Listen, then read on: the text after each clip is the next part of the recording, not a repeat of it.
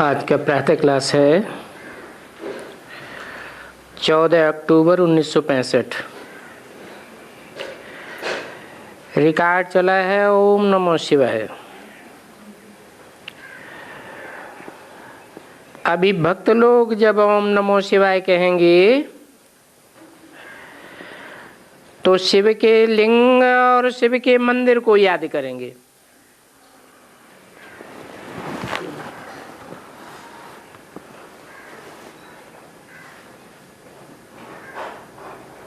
और हम किसकी याद करेंगे?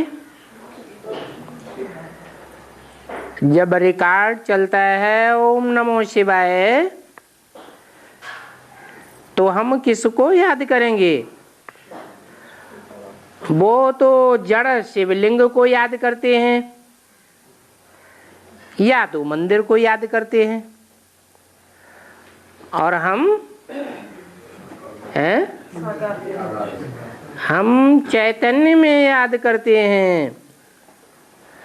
हम जड़ को याद नहीं करते हैं। हमको तो पता है कि शिव बिंदी का नाम है। वो जब शरीर बदलते हैं तो नाम बदल जाते हैं।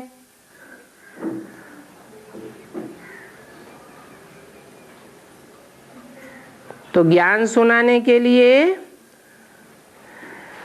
साकार मुकर्रर रथ में प्रवेश करते हैं।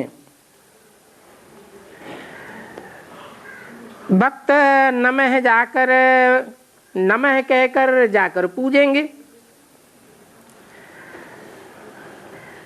तो वो तो हुए पुजारी भक्त। और हम तो शिव बाबा कहेंगे।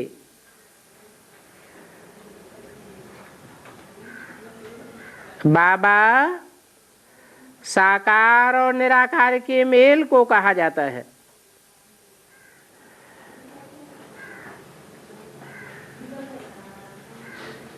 ऐसे तो मंदिर में शिवलिंग भी साकार है परंतु जड़ है। हम तो चैतन्य में ज्योति बिंदु को याद करते हैं।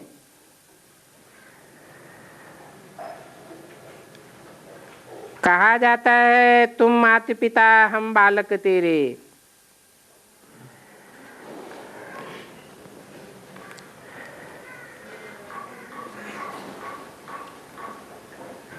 अब तुम चित्र को तो नहीं कहेंगे।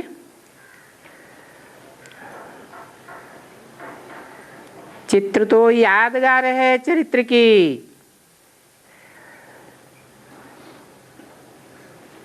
तुम जानते हो वही शिव बाबा अब हमको पढ़ाए रहे हैं। जिनकी यादगार शिवलिंग मंदिर में रखा हुआ है।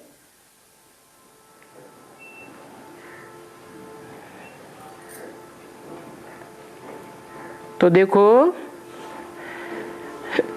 भक्ति मार्ग में और ज्ञान मार्ग में रात दिन का फर्क हो गया।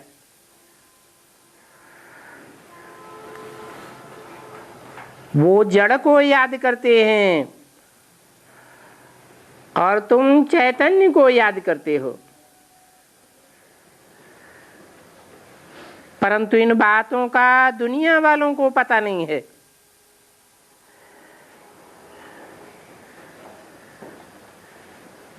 वो क्या जाने कि शिव बाबा निराकार आकर के पाठशाला में पढ़ाते हैं।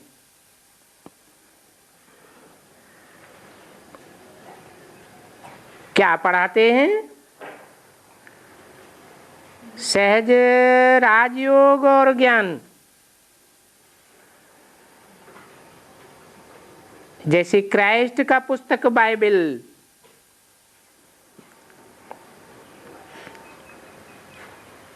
क्राइस्ट ने आकर के जो ज्ञान दिया उसका बाद में बैठ पुस्तक बनाया है।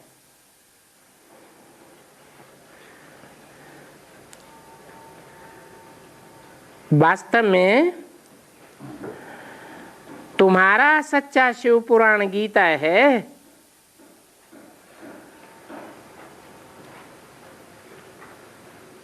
गीता में बाप ने तुमको समझाया है,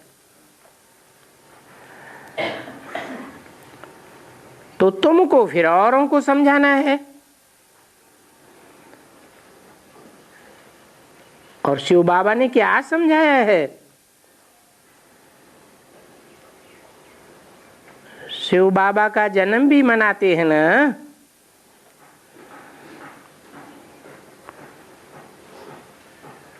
परंतु नाम दे दिया है महाशिवरात्रि। तो जरूर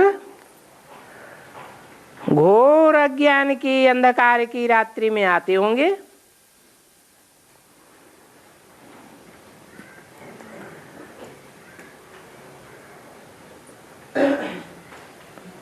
अब शिव पुराण गीता को कहें,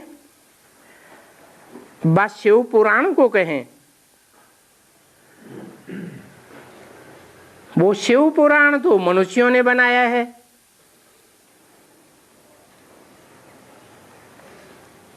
तो दो तो नहीं हो सकते। भारत का धर्मशास्त्र भी एक होना चाहिए। जो धर्म स्थापन करते हैं उनकी जीवन कहानी बनाते हैं कि इसने ये बातें सुनाई। क्राइस्ट ने भी कुछ ज्ञान सुनाया होगा, जिसका बाद में बाइबल बना।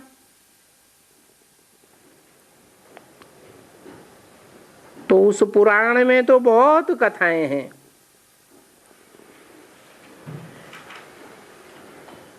अभी कथा सुनाई है बच्चों को 14/10/65 की वाणी का दूसरा पेज। बच्चों को कथा सुनाई है, उन्होंने नाम ठोक दिया है पार्वती का।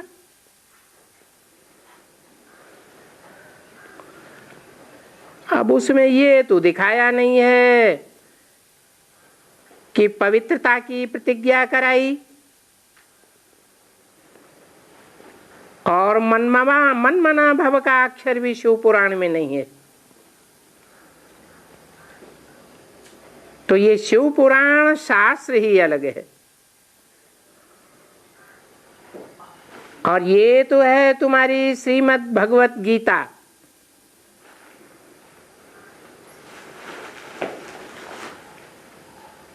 भगवान का गाया हुआ गीत श्रेष्ठ मत है।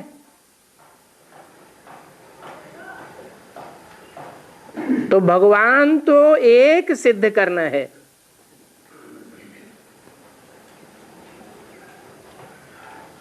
इनका नाम ही शिव पुराण है। ये गीता फिर कृष्ण पुराण समझ लेते हैं।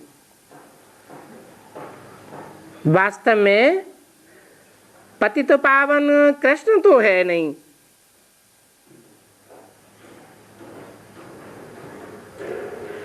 कृष्ण तो बच्चा है। वो पतितों को पावन कैसे बनावेगा?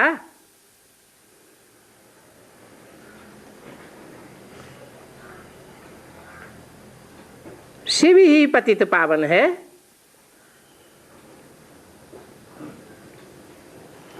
कृष्ण तो जन्म मरण के चक्र में आता है। जो जन्म मरण के चक्र में आता है वो तो फिर कलाओं में बंधता है। हर आत्मा कलाओं में बंधती है या तो कलाहीन हो जाती है।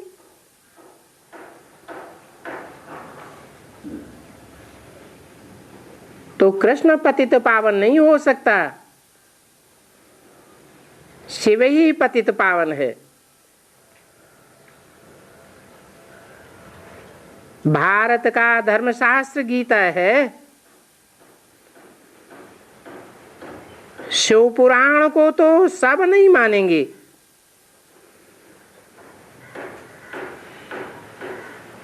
अब कहेंगे गीता से देवी देवता धर्म की स्थापना हुई।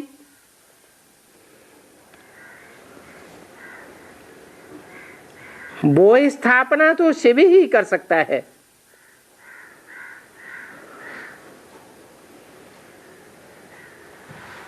क्योंकि कृष्ण भी सांवरे से गोरा बनता है।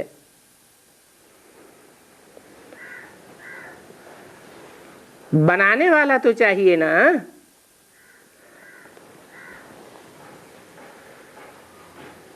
तो फर्क बहुत हो जाता है।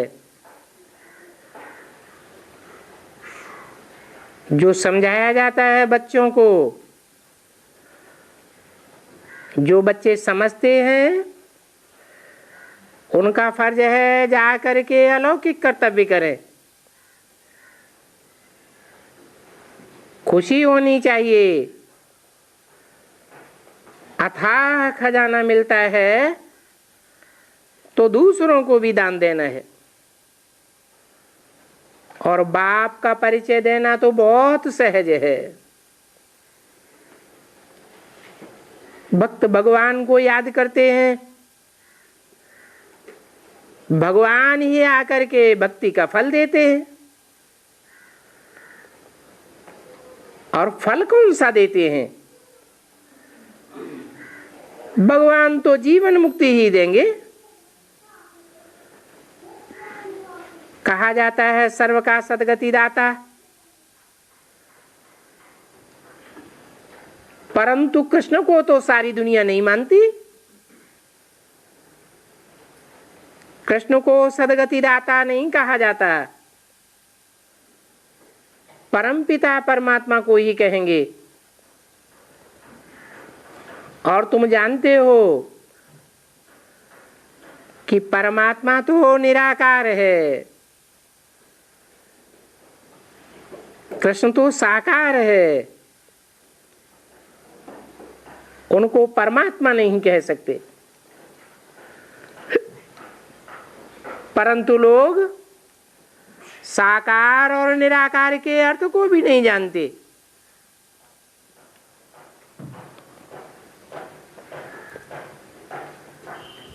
भक्त सब साकारी स्टेज में बैठते हैं। क्यों? क्योंकि अपन को क्या समझते हैं? देह समझते हैं। बाप आकर के परिचय देते हैं कि तुम देह नहीं हो,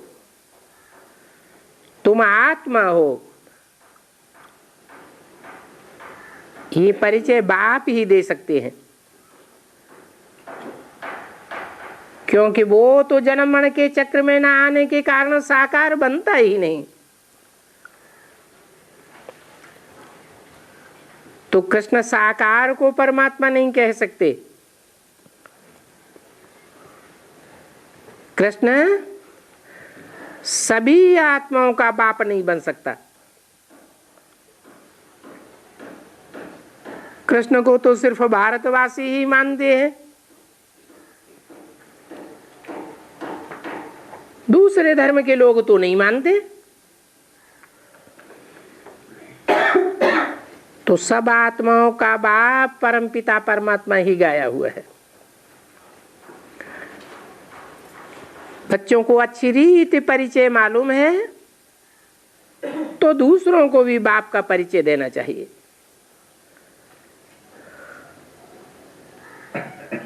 वो भक्ति मार्ग वाले तो सर्वव्यापी व लिंग कह देते हैं। अब भला लिंग का ऑक्यूपेशन क्या होगा?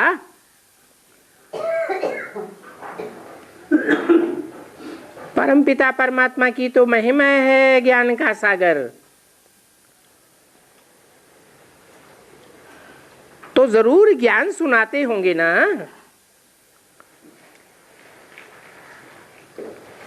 ऐसा ज्ञान सुनाते होंगे जो दुनिया में कोई और सुना न सके। तो पतित पावन उनको ही कहेंगे। ये पोस्टर बाहर लगा देना चाहिए। कोई भी आवे तो आकर के पोस्टर को पढ़े।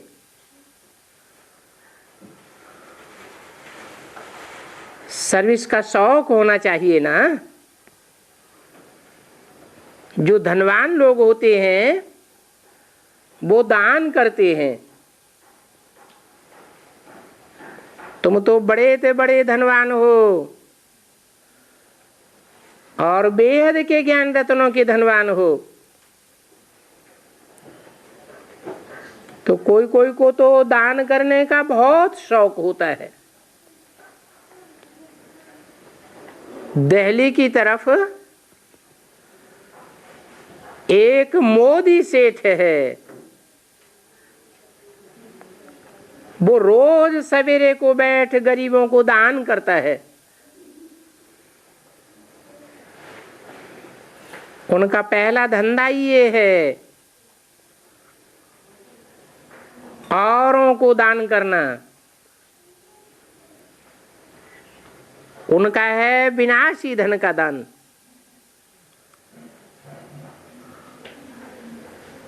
और तुम्हारा है अविनाशी धन का दान।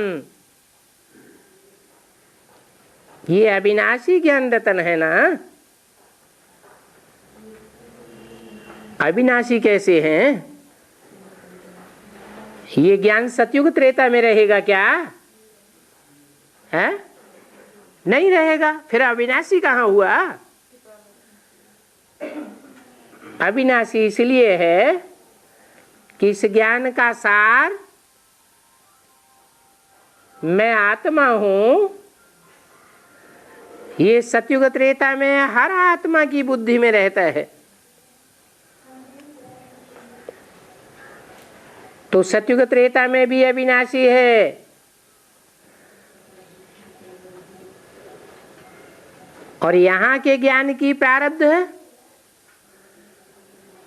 द्वापर कलयुग में भी नंबरवार लेकर जाते हैं, परंतु वहां धारणा में नहीं रहता।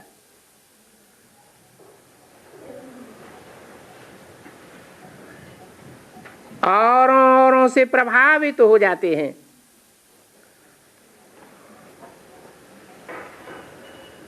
तो तुम बच्चों को ये ज्ञान रतन दान करने हैं। जितना जितना तुम दान करते रहेंगे उतना तुम्हारे रहेंगे। तुम बच्चों की बुद्धि में है कि हम बाप के बच्चे हैं तो हम ही इन रत्नों का दान करें। और उसमें भी मुख्य बात है बाप का परिचय देना।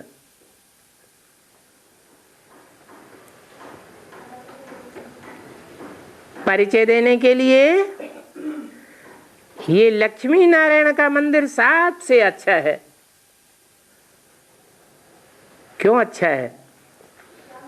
बाप तो शिव है, फिर लक्ष्मी नारायण का मंदिर क्यों अच्छा है? क्योंकि बाप आते हैं तो नर को नारायण बनाते हैं और नंबरवार नर से नारायण बनते हैं। तो जो अव्वल नंबर में बनता है उसमें ही मुकर्रर रूप से प्रवेश करते हैं। ये लक्ष्मी नारायण का मंदिर सब मंदिरों से अच्छा है। बाबा समझाते तो हैं। अब बच्चे काम करते हैं व नहीं करते हैं वो तो बच्चे जाने। रिपोर्ट देनी है, बाबा हमने पोस्टर यहाँ यहाँ लगाए, सभी गीता पाठशालाओं में पोस्टर दिए। सर्विस तो जरूर करनी है, क्योंकि तुम रूहानी सोशल वर्कर हो। दुनिया में जिस्मानी सोशल वर्कर्स तो बहुत होते हैं, परंतु रूहानी सोशल वर्कर कोई होता नहीं है। तो हरेक को अपनी उन्नति का होना रहता है ना, कि हम बहुतों को परिचय देवें। मंदिर में जाकर के भक्तों को समझावें, राधे कृष्ण लक्ष्मी नारायण के मंदिर तो बहुत हैं। हमारा चित्र भी लक्ष्मी नारायण का बहुत अच्छा है, तो उस चित्र को लेकर के समझाना चाहिए इसमें क्या क्या लिखा हुआ है। लक्ष्मी नारायण के मंदिर वाले अक्सर करके गीता जरूर पढ़ते होंगे, तो अपनी उन्नति के लिए पुरुषार्थ करना है। बाप से ऊंच वर्षा पाने का शौक होना चाहिए। इसके लिए अपना और दूसरों का कल्याण करना है। ये तो जानते हो कि शिव बाबा तो सबका कल्याण करने वाला है, तो तुमको भी कल्याणकारी बनना है। बाबा कहते हैं मेरा कल्याण तो कब नहीं होता है, क्योंकि मैं तो कबा कल्याण करता ही नहीं हूं। जिस मुकर्रर रथ में आता हूं, मनसा से भी कभी व्यर्थ संकल्प दुष्ट संकल्प किसी के लिए नहीं चलाता, वाचा भी नहीं चलाता जो अकल्याणकारी हो जाए। कर्मेंद्रियों से कोई काम भी ऐसा नहीं करता जो अकल्याणकारी हो जाए। मेरा तो नाम ही है शिव अर्थात कल्याणकारी, तो मैं ही सबका कल्याण करने वाला हूं। तो जो मेरे बच्चे हैं अर्थात बाप के बच्चों को भी विश्व कल्याणकारी बनना है। अकल्याणकारी रावण है। क्यों? मैं कल्याणकारी हूं और रावण क्यों अकल्याणकारी है? क्योंकि मैं एक मुख से सदैव एक ही श्रीमत देता हूं और रावण अनेक मुख से अनेक प्रकार की बातें बताता है।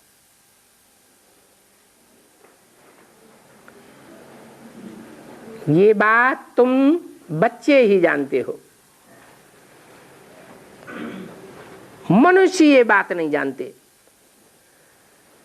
कि रावण कल्याणकारी क्यों है। तो जो नहीं जानते हैं उनको जाकर के समझाना चाहिए। बादल भर करके फिर जाकर के बरसते हैं। तुम भी बादल हो, सागर के पास आते हो भरने के लिए, जल भरकर फिर जाए बरसते हो। शौक होना चाहिए बरसात करने का। अगर दान नहीं करते हैं तो जरूर कहेंगे अपना कल्याण किया है।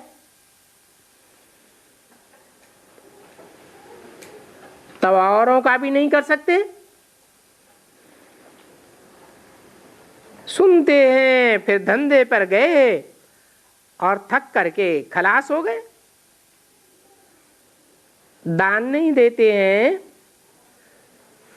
तो कोई भी ब्राह्मण नहीं ठहरे। ब्राह्मणों का धंधा क्या है? दान लेना और दान देना। ब्राह्मण इस बात को जानते हैं कि हम ही ब्राह्मण सो देवता बनते हैं, इसलिए ब्राह्मणों की भी पूजा होती है। क्षत्रियों, वैश्यों, शूद्रों की पूजा नहीं होती।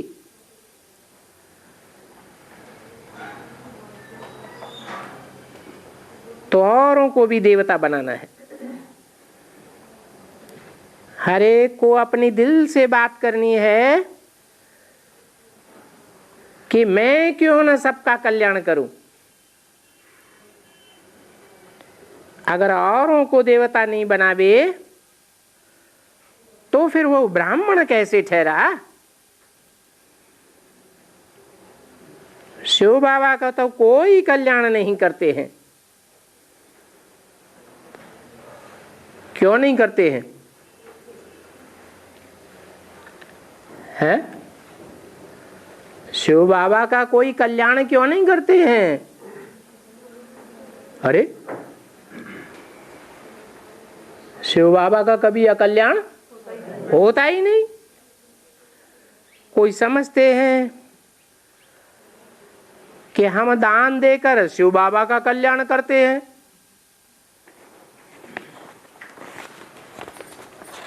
ऐसे ऐसे समझने वाले भी हैं।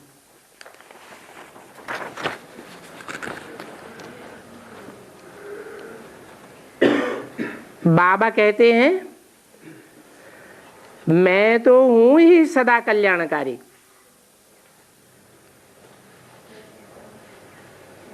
14-10-65 की वाणी का 3रा पेज। तुमको भी कल्याणकारी बनना है। बल जिनको धारणा नहीं होती है, ज्ञान की, गुण रत्नों की धारणा नहीं होती है, तो फिर क्या करना चाहिए?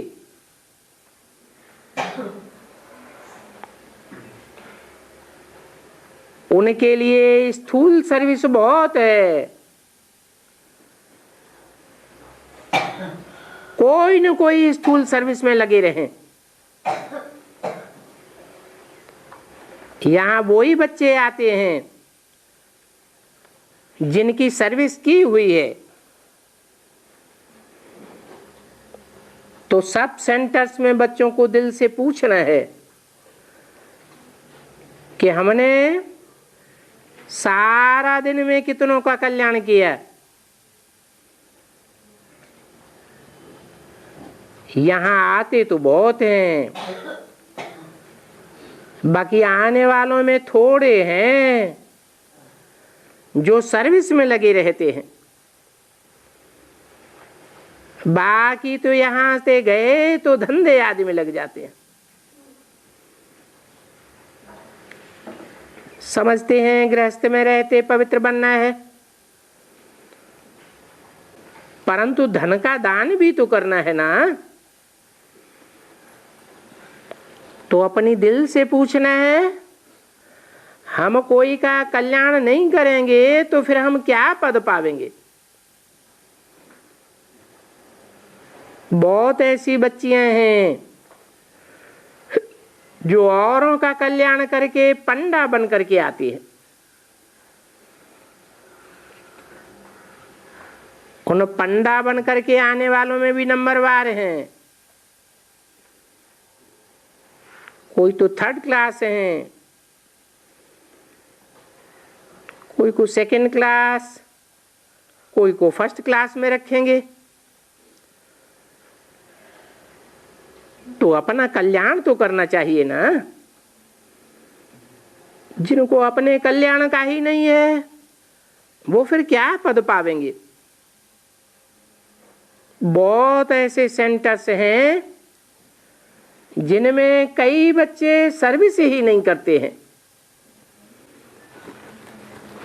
इतनी ताकत ही नहीं है जो जाकर के दान करें। बाबा तो युक्ति बहुत बतलाते हैं कि सवेरे मंदिर में बहुत जावें, वहां जाकर के ढूंढना पड़े कि देवता धर्म वाला कौन है। मालूम तो पड़ जाता है ना। बाबा चित्र शौक से बनाते हैं। कोई भूल होती है तो फिर करेक्शन भी की जाती है। इन चित्रों में 84 जन्मों का जन्म और मरण लिखा हुआ है, लेकिन मरणाक्षर लिख नहीं सकते हैं। है तो राइट बात कि जिनका जन्म होता है उनका मरण भी जरूर होता है, परंतु जैसा देश होता है वैसा वेश करना पड़ता है। ऐसा लिखने में किसी को अच्छा न लगे, वो कहेंगे कृष्ण तो भगवान है, वो कैसे मरण में आवेगा।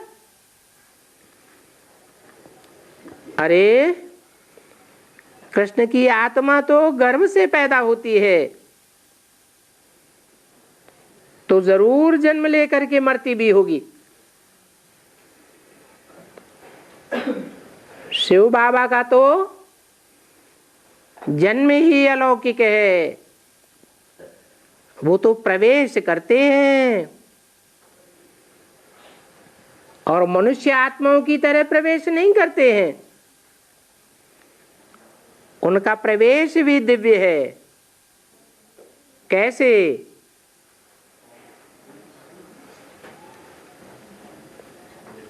जैसे ब्रह्मा की आत्मा है, मनुष्य आत्मा है या भगवान है, तो ब्रह्मा की आत्मा की प्रवेशता में और शिव बाबा की प्रवेशता में फर्क तो होगा ना। क्या फर्क है? ब्रह्मा जिस आत्मा में प्रवेश करता है उस आत्मा को दबा देता है। हाँ जी, क्योंकि ब्रह्मा को अपना सूक्ष्म शरीर है, शिव बाबा को अपना सूक्ष्म शरीर नहीं होता है, स्थूल शरीर भी उनका अपना नहीं है। तो जिसमें प्रवेश करता है हल्का फुल्का रहता है। उनको अपनी आत्मा की भी याद रहती है, परंतु पता नहीं पड़ता है कि शिव ने कब प्रवेश किया और कब चला गया। मनुष्य आत्माएं प्रवेश करती है तो चेहरा मोरा बदल जाता है। ब्रह्मा में अर्थात माता के रूप में जब भगवान प्रवेश करते थे तो ब्रह्मा का चेहरा मोरा बदलता था क्या? नहीं बदलता था। तो इससे साबित होता है कि जो गीता में लिखा हुआ है, जन्म कर्म च मे दिव्यम, मेरा जन्म और मेरा कर्म दोनों दिव्य हैं। ऐसे नहीं कि मैं प्रवेश करता हूं तो कर्मेंद्रियों से कर्म ही नहीं करता हूं, कर्म तो करता हूं, लेकिन मनुष्यों के कर्मों में और मेरे कर्मों में क्या अंतर है?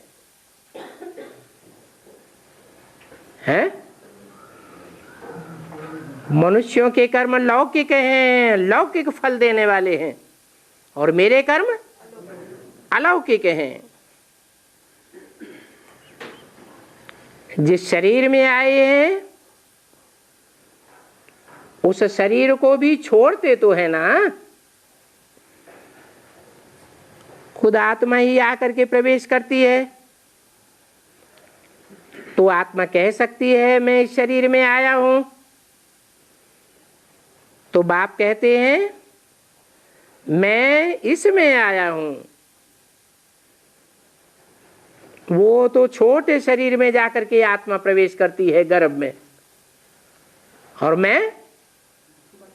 मैं तो मुकर्रर रूप से बड़े शरीर में आता हूं। इन बातों को दुनिया वाले नहीं समझ सकते। सिर्फ गीता में लिख दिया है प्रवेष्टुम, मैं प्रवेश करने योग्य हूं, परंतु सर्वव्यापी के ज्ञान ने सब बेकार कर दिया। तो ये प्रवेशता क्या चीज है? ये भी ड्रामा में नूद है। भगवान कोई गर्भ से तो नहीं निकलते, तो कैसे निकलते हैं?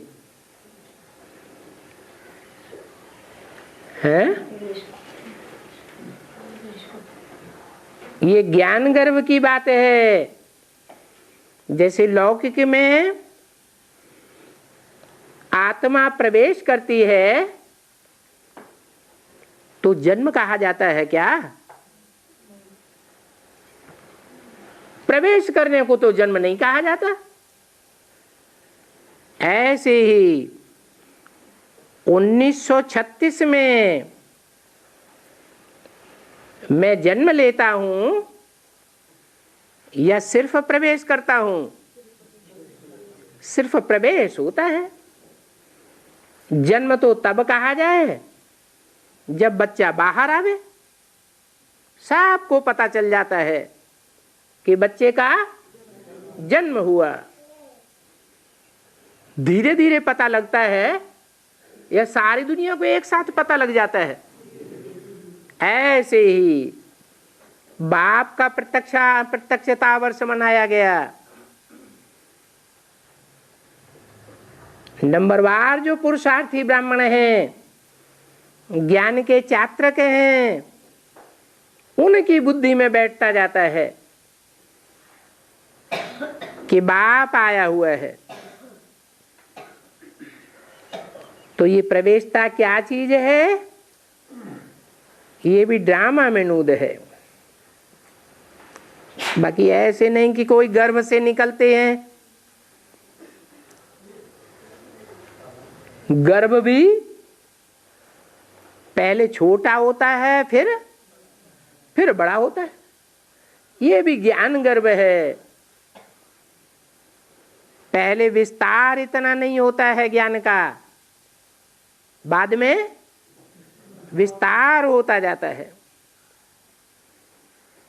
तो ये भी वंडर है कि भगवान बाप गर्भ से तो नहीं निकलते हैं, फिर भी देखो कैसे घूमते फिरते हैं कि एक ही जगह बैठे रहते हैं। घूमते फिरते देखने में भी आते हैं, परंतु ये भी माया है, ड्रामा में नूंद है। कैसे बनते हैं, कौन बैठ पता निकाले। ये ड्रामा बड़ा वंडरफुल है। कोई आत्मा को शरीर न मिले तो कितना भटकती है। कौन सी आत्मा? मनुष्यों की आत्मा को शरीर नहीं मिलता है तो भटकते रहते हैं। उनकी छाया रूप ले लेती है। जैसे पांछा होता है ना, जो घोस्ट होते हैं, भूत होते हैं, उनका फिर परछाया भी नहीं पड़ता। आया और गुम हो गया। परंतु अपन इन बातों में भी क्यों जावे है? इन भूत प्रेतों का चिंतन हमारा क्यों चले? हम भूत प्रेत योनियों में जाने वाले हैं क्या? नहीं। गीता में लिखा है जो भूत प्रेतों की उपासना करते हैं वो भूत योनि में जाते हैं, देवताओं की उपासना करते हैं वे देव योनि में जाते हैं। जैसे अभी ब्राह्मण परिवार में कोई तो है जो शिव बाबा को पहचान लेते हैं, शिव बाबा के नजदीक ही दौड़े दौड़े जाते हैं। कोई फिर ऐसे हैं कि पता ही नहीं कि शिव बाबा है या नहीं है, कहाँ जाते हैं? नहीं, ब्रह्मा के पास ही जाते हैं। नहीं, निराकार ब्रह्मा नहीं, ब्रह्मा का जहां ट्रांसलाइट का चित्र रखा हुआ है वहां जाते हैं, ब्रह्मा को ही याद करते हैं। अब तुम तो जानते हो हमको इन भूत प्रेतों की बातों से कोई दरकार ही नहीं। अगर इस खोज में हम जावें, किस खोज में? भूत प्रेतों की खोज में हम जावें तो फिर हम शिव बाबा को ही भूल जावेंगे। बाबा का फरमान है एक शिव बाबा दूसरा न कोई। देवताओं को भी याद नहीं करना है, भूत प्रेतों को भी याद नहीं करना है, मनुष्यों को भी याद नहीं करना है, सिर्फ एक शिव बाबा को याद करना।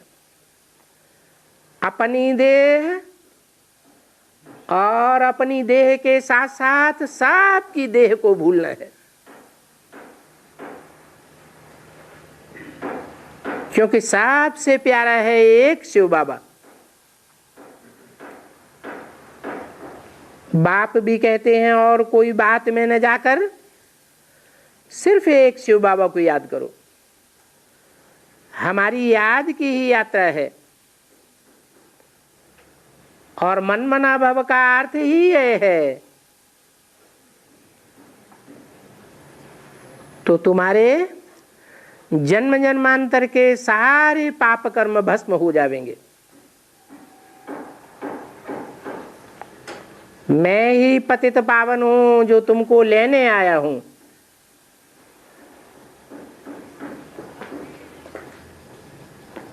पाप कर्म सब भस्म हो जाएंगे तब ही ले जावेंगे।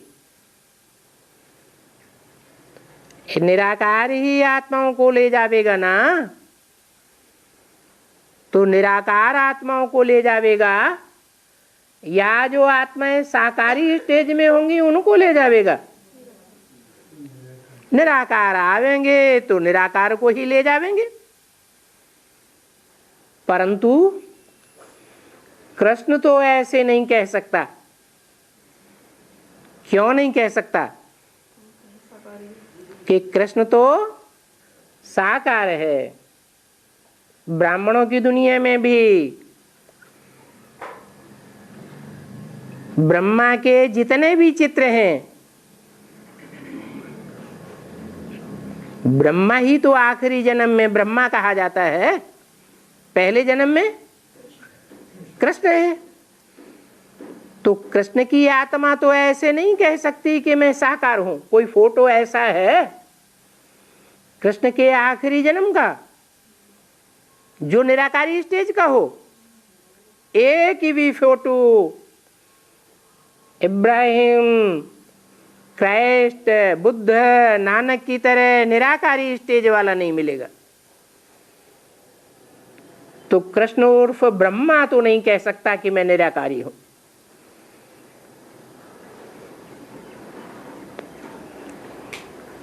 त्रिमूर्ति में कौन से चित्र को निराकारी दिखाया जाता है?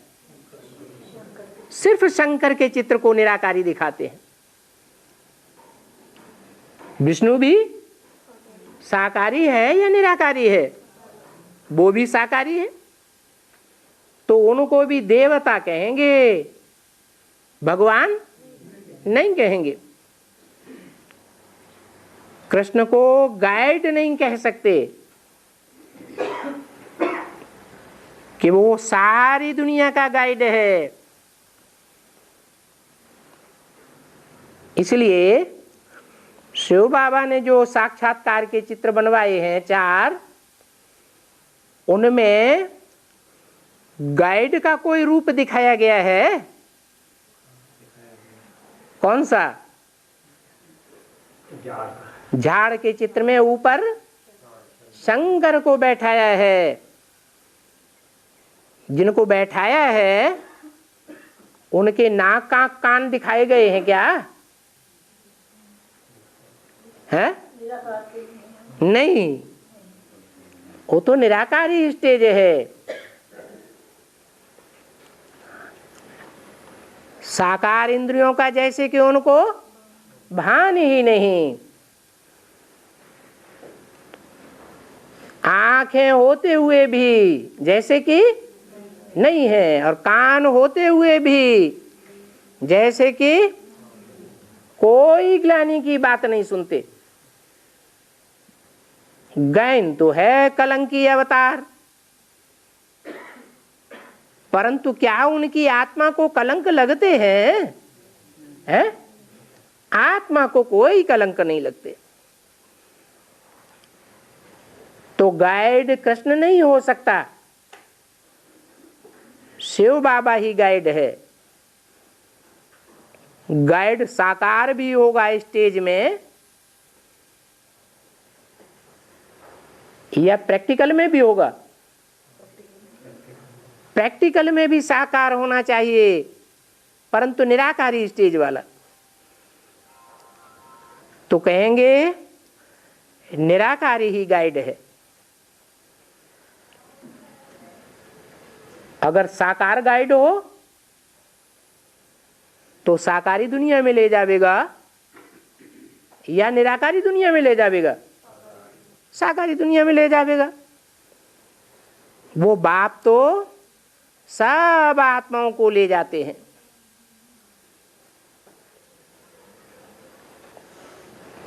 क्या मिसाल बताया? नहीं, आत्माओं को ले तो जाते हैं,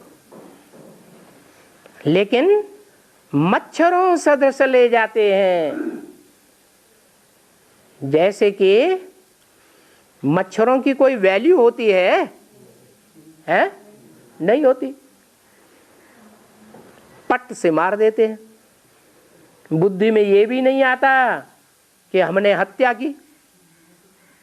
बुद्धि में आता है क्या? नहीं आता है। माना हत्या साकार की जाएगी, देहभान वाले की जाएगी या निराकार की जाएगी? देहभान वाले की हत्या होती है। तो सब आत्माओं को मच्छरों मुआफिक ले जाते हैं, सारा देह अभिमान तोड़वा देते हैं। तो आत्माओं का गाइड कृष्ण नहीं हो सकता। क्यों नहीं हो सकता? क्योंकि उनको तो जन्म पुनर्जन्म में आना ही है।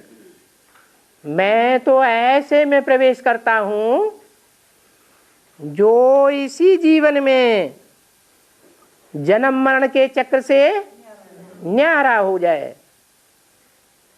बेहद का जन्म मरण का चक्र भी होता है क्या? निश्चय और अनिश्चय। बाप के ऊपर निश्चय हुआ तो जैसे जन्म हुआ, और अनिश्चय आया तो जैसे मृत्यु हो गई। तो मैं किस में प्रवेश करता हूं? मुकर्रर रूप से है। मैं जब बाप के रूप में आता हूं तो ऐसे में आता हूं कि एक बार निश्चय बैठ गया तो फिर वो निश्चय कभी टूटता नहीं है। इसलिए कहा जाता है उनको पुनर्जन्म में जाना नहीं है। तो तुमको ऐसे बाप का परिचय देना है। भक्तों का भगवान एक है। वो भगवान बाप निराकार कहते हैं माम एकम याद करो तो तुम्हारे विकर्म विनाश हो जाएंगे। माम एकम कहने से ही साबित होता है कि मुकर्रर रथ में आता है, यह सर्वव्यापी होकर आता है। बच्चों को सर्विस करने का शौक होना चाहिए। यहां भी लक्ष्मी नारायण का मंदिर होगा, बाबा तो कहां निकलते नहीं है। बच्चे मधुबन में आते हैं मुरली सुनने के लिए, तो मुरली सुनाने वाला जरूर चाहिए। कहां? मधुबन में। गायन क्या है? मधुबन में मुरलिया बाजे। बाबा जहां जहां जावेंगे सर्विस ही करेंगे। सर्विस का ही शौक रहता है। बच्चे याद करते हैं तो वो सन्मुख मुरली सुन करके खुश होंगे। तो एक पंथ 10 कार्य सिद्ध होते हैं। बच्चों को शौक तो बहुत रहता है कि सन्मुख जाकर बाबा की मुरली सुने। अब बड़ी बड़ी सभाओं में बाबा तो नहीं जा सकते। क्यों नहीं जा सकते हैं? देहधारी गुरु होते हैं और सत्संग होते हैं, तो बड़ी बड़ी सभाओं में मजमे लगते हैं या थोड़ों को बैठ समझाते हैं? वो तो बड़ी बड़ी सभाओं में जाते हैं। तो बड़ी बड़ी सभाओं में बच्चों का जाना काम है। मेरा काम बड़ी बड़ी सभाओं में जाने का नहीं है। वो बड़ी बड़ी सभाओं में तो बच्चों से सवाल जवाब करेंगे। जो सन्यासी आदि हैं वो तो बाप के आगे उठेंगे भी नहीं। उनको तो बड़ा मान चाहिए। बाबा का पाठ तो बड़ा वंडरफुल है। अब जो पास्ट हुआ सो ड्रामा। कहां ऐसे भी मधुबन होंगे जहां बहुत मिलने आवेंगे। 14-10-65 की वाणी का चौथा पेज। पहले बच्चों को समझाना पड़े, क्योंकि गोप गोपियों ने कोने कोने में जाकर घर घर में जाकर के परिचय दिया है। नहीं तो कोई कोई ने अंत में रिपोर्ट की है, हमको तो पता ही नहीं पड़ा। तो कोई रह न जावे, इसलिए सबको परिचय देना है। और वो परिचय देने का काम तो बच्चों को करना है। धीरे धीरे आते जावेंगे। इस दुनिया में कोई राजा रानी तो है नहीं जो ढिंडोरा पिटवाए देवे, सबको इत्तला कराए देवे। कोई नया हुनर निकालते हैं तो गवर्नमेंट को दिखलाए वृद्धि कराते हैं ना। यहां तो देखो गवर्नमेंट ही नहीं है, प्रजा के ऊपर प्रजा का राज्य है। तो बहुतों को निमंत्रण देना है। इसलिए बाबा ये चित्र आदि भी छपवाते रहते हैं। ये चित्र बाहर में जावेंगे। अभी टाइम भी बहुत पड़ा हुआ है। बच्चों को मेहनत करनी पड़े। जो भाषाएं जानते हैं उन भाषाओं में जाकर के समझावें।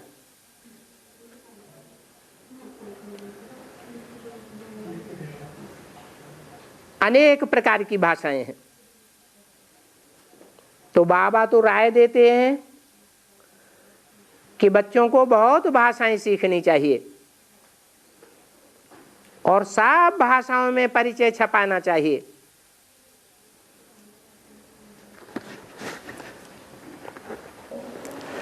बाबा थोड़े थोड़े सब को भेज देते हैं।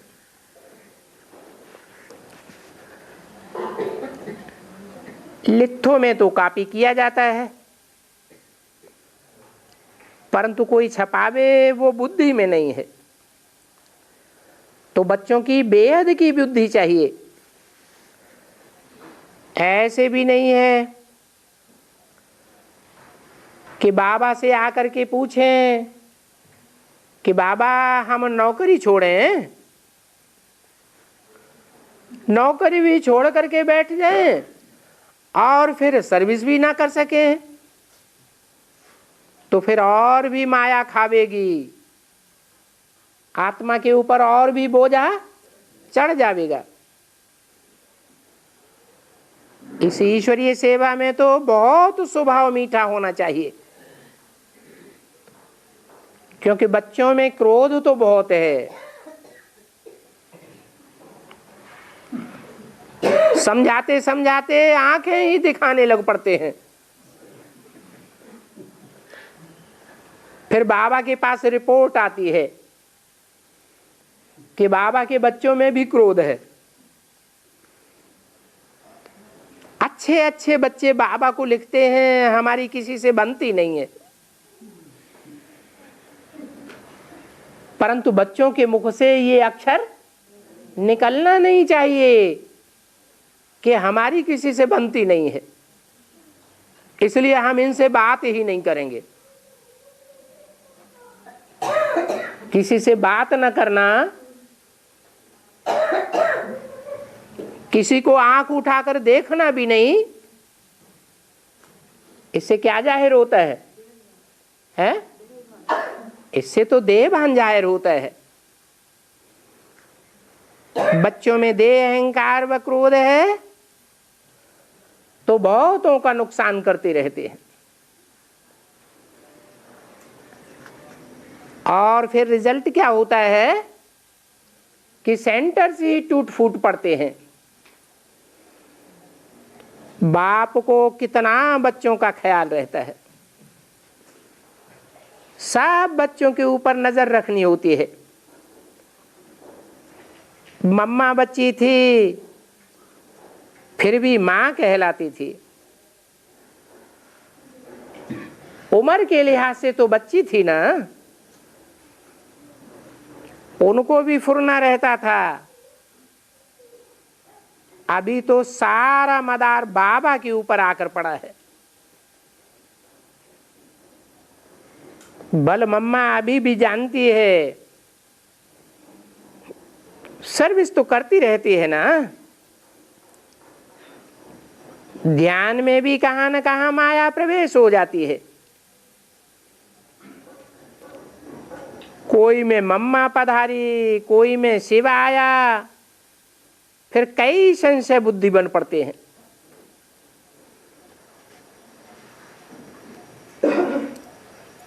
तो बाप को बच्चों का ख्याल तो रहता है ना,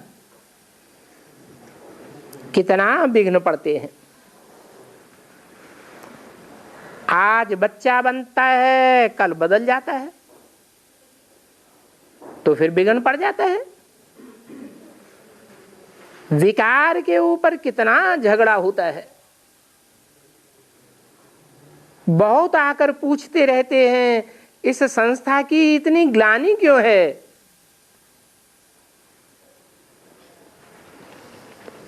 समझते नहीं है ना। शास्त्रों में कृष्ण की कितनी ग्लानि की है। दिखाते हैं फलानी को भगाया, ये किया। अब कृष्ण तो ऐसे नहीं कर सकता। यहां भी देखो भगाने करने के कितने कलंक लगाए हैं। कहते हैं ये घर बार छुड़ाते हैं। अब क्यों छुड़ाते हैं ये तो कोई जानते नहीं। जब तक समझाया जाए क्यों विघ्न पड़ते हैं। मुख्य है ही काम विकार, इससे ही नाम बदनाम हुआ है।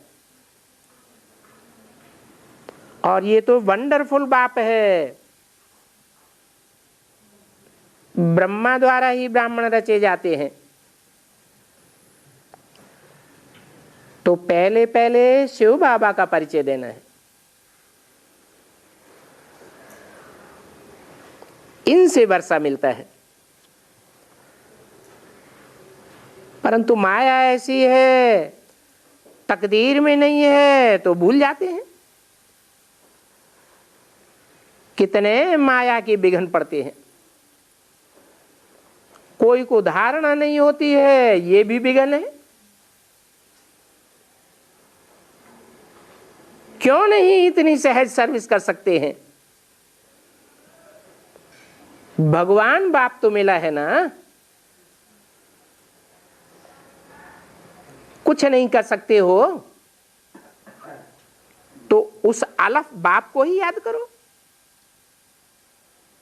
शिव भगवान वाच है ना, माम एकम याद करो तो मेरे से ही तुमको वर्षा मिल जाएगा। भक्त लोग कहते हैं ना ओ गॉड फादर, तो बाप से वर्षा मिल रहा है।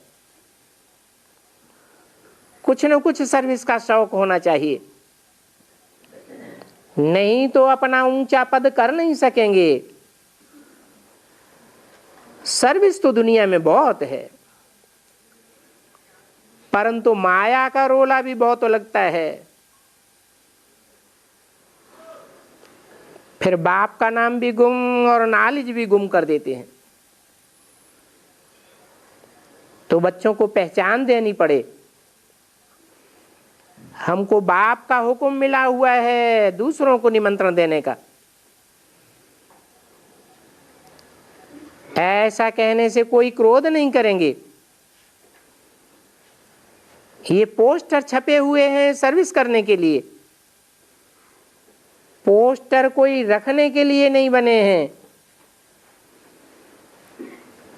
ये शिवाय नमः अक्षर बड़ा अच्छा है। पूरा शिव बाबा का परिचय है। निराकार शिव बाबा आया है, जरूर वर्षा दिया है। और आकर के पति दुनिया को पावन बनाया था। ऐसे नहीं कि ब्रह्मा के अंदर आकर ज्ञान सुनाकर चला गया, फिर पतितों को पावन सर्वव्यापी बनकर बनाते रहे। तो ऐसे ऐसे अपन से ख्याल कर फिर जाकर के कोई को समझाना पड़ता है।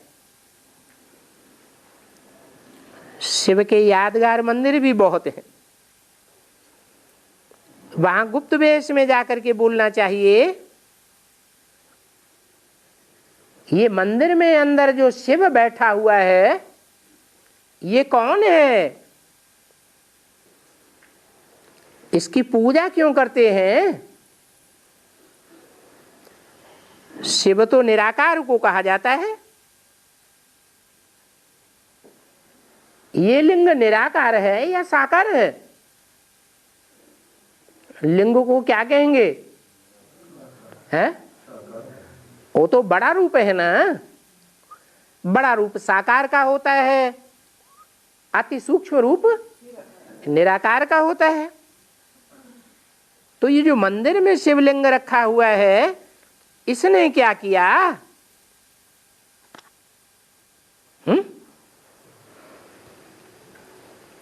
इसने कुछ किया कि ऐसे ही पूजा होती है? क्या बड़ा काम करके दिखाया। हैं, और देवताओं की और इंद्रियों की पूजा होती है, और शिव की सिर्फ लिंग की पूजा होती है। तो इसने ऐसा क्या किया जो इतनी पूजा होती है? इतने मंदिर बने हुए हैं, सबसे जास्ती मंदिर शिव के बने हुए हैं। तो युक्ति से जाकर के उनको पकड़ना चाहिए, तब उनकी बुद्धि में बैठेगा। नहीं तो दुनिया में तो कितनी भगवान की ग्लानि करते हैं। तुम्हारा काम है समझाना, फिर भले समझे अथवा न समझे। तुम्हारे कुल का होगा तो समझेगा, तुम्हारे कुल का नहीं होगा नहीं समझेगा। हाँ, अंत घड़ी में याद आवेगा को कोई ने हमको बहुत अच्छा समझाया था, परंतु हमने नहीं समझा। अच्छा, बच्चों को गुड मॉर्निंग।